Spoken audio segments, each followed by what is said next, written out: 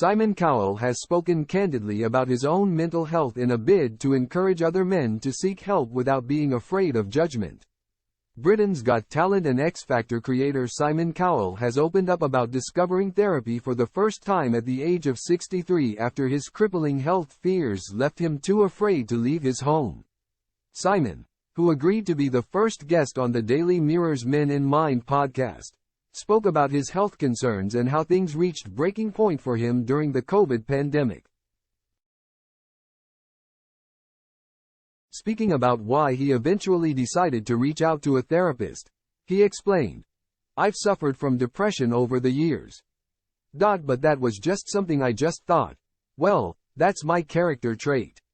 I get down, and it's something you deal with. And then I suppose COVID was the real catalyst." The ITV favorite went on to open up about being in a constant state of anxiety as his mental health deteriorated. In the very, very early stages. "Some friends of mine got really ill, and I'm talking about really ill," he said. "So, I thought, God, if I catch this, maybe the same thing's going to happen to me." Eric and Lauren. Simon has been with partner Lauren Silverman since 2013 and the pair share one 9-year-old son named Eric. Speaking about terrifying reports of the virus at the time, Simon continued, "I didn't know what was true or not. I just didn't have a clue other than I was petrified about catching it. Just petrified." Quote. Simon's family stayed in Los Angeles for most of the year, where the star didn't see anybody, except for the occasional visitor who would be strictly tested before entering his home. "I'm just basically in my house, not going out and wearing masks all the time. I'm not exaggerating. I probably was tested about 1,000 times," he said. While Simon did catch COVID in the end, he thankfully suffered no ill effects, but it did get him thinking about his own mental health.